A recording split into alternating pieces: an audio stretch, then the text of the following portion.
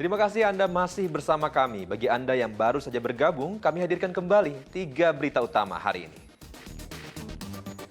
Dengan dalih terdesak kebutuhan ekonomi, seorang suami ditangkap di Solo karena memperdagangkan istrinya secara online kepada pria hidung belang. Partai Nasdem yakin bisa mendaftarkan Anies Baswedan sebagai calon presiden pada bulan Oktober mendatang.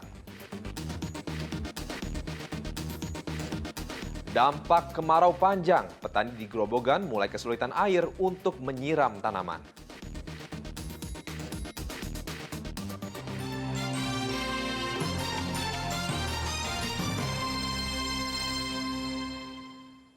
Partai Amanat Nasional berencana mendeklarasikan nama calon presiden yang akan diusung pada pemilu 2024 pada bulan Agustus mendatang. Ketua Umum PAN Zulkifli Hasan usai menghadiri konser Birukan Langit Indonesia di Kota Tegal mengatakan partai koalisi yang berada dalam pemerintah saat ini sangat solid. Karenanya PAN yang tergabung dalam koalisi pemerintah dijadwalkan akan mendeklarasikan calon presiden pada bulan Agustus mendatang. PAN santer dikabarkan akan bergabung dengan PDI Perjuangan untuk mengusung Ganjar Pranowo sebagai calon presiden 2024. Amin. Apa nih PAN untuk deklarasi, Bang? Tunggu tanggal mainnya. Mudah-mudahan Tapi koalisi masih ya, Bang? Koalisi partai pemerintah ya. Masih. Oke. Siap. Ya. Terima kasih. Pak Wali, Sementara itu, Partai Koalisi Pendukung Anies Baswedan meyakini Anies akan didaftarkan sebagai capres pada bulan Oktober mendatang. Puluhan koordinator simpul relawan baca pres Anies Baswedan se-Indonesia terus melakukan konsolidasi penyelarasan strategi di Padepokan Kalisoga, Desa Selatri, Kecamatan Larangan, Kabupaten Brebes, Sabtu sore.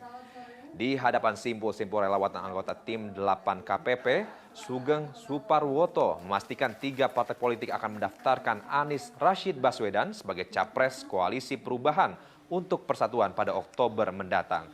Menurutnya, 3 parpol, Partai Nasdem, PKS, dan Demokrat masih solid. Terkait cawapres, nama cawapres sudah dikantongi Anies Baswedan dan akan segera diumumkan menunggu momen yang tepat. Pak Anies dipastikan akan dapat mendaftar di bulan Oktober nanti. Penting juga ada presidensial threshold 20%. Syukur alhamdulillah selama ini yang terjadi adalah kami solid mendapat Nasdem, Demokrat, dan PKS. KPU Kabupaten Semarang melakukan tahapan proses perbaikan dokumen persyaratan bakal calon legislatif DPRD Kabupaten Semarang. Dari 17 partai politik peserta pemilu 2024, semua parpol wajib memperbaiki dokumen persyaratan bacalek.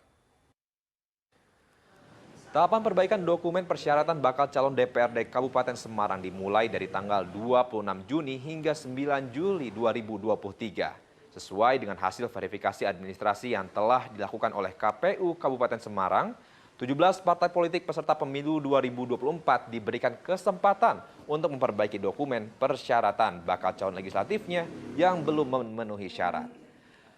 Perbaikan seperti kesalahan pada tanggal lahir ijazah bacalek yang tidak sesuai dengan surat keterangan dari pengadilan. Selain itu, beberapa bacalek juga tidak menyertakan salinan ijazah asli yang telah dilegalisir. Usai tahapan perbaikan dokumen persyaratan, bakal calon legislatif DPRD, KPU Kabupaten Semarang akan menyusun daftar calon sementara yang akan diumumkan pada 19 Agustus 2023. Kesalahan antara tanggal lahir di ijazah dengan surat keterangan dari pengadilan misalnya. Terus ijazah mungkin ada yang kemarin masih berupa surat keterangan lulus, kan syaratnya kan harus ijazahnya, fotokopi ijazahnya dilegalisir. Jadi rata-rata pada kekurangan itu, kemudian ada kesalahan pengetikan dan sebagainya, itu sudah kita lakukan. Kemarin sudah beberapa kali konsultasi ke Helpdesk KPU. Warga desa Sarirejo di Kabupaten Demak berunjuk rasa menolak pencalonan salah satu bakal calon kades. Mereka menilai bakal calon tidak memenuhi syarat administratif. Warga memblokade Jalan Raya Pamongan Demak sebagai protes pencalonan salah satu bakal calon kades. Warga kemudian mendatangi kantor Balai Desa Sarirejo di Kecamatan Guntur Demak. Warga mendesak panitia untuk mencoret nama salah satu bakal calon kades karena ijazahnya tidak memenuhi persyaratan. Suasana sempat memanas saat warga bertemu panitia pilkades. Salah ijazah Bapak Jaminan untuk yang tingkat SLTP, ternyata beliau itu menggunakan ijazah wusto. Yang notabene ijazah wusto itu adalah ijazah yang non formal dalam artian lokal.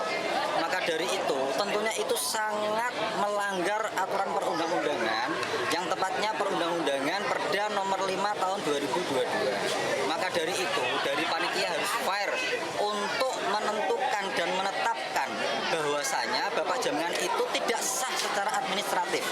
Setelah koordinasi antara pengawas dan panitia pilkades, akhirnya nama salah satu calon dianulir. Tidak sah untuk persyaratan bakal calon, sehingga panitia dengan adanya desakan dari masyarakat menghasilkan keputusan saudara Jaminan yang dulunya sah jadi tidak sah. Dari 3 balon sehingga yang diloloskan sah hanya 2 orang, yaitu satu Bapak Abdul Muthalib dan 2 Bapak Sujari. Pilkades Sarirejo masuk dalam Pilkades gelombang kedua Kabupaten Demak yang akan digelar pada September 2023. Di Desa Sarirejo terdapat 3 bakal nama calon yang hingga saat ini masih dalam tahapan tanggapan masyarakat terkait bakal calon kepala desa yang sudah disahkan oleh panitia. Ali Mustafirin melaporkan dari Demak.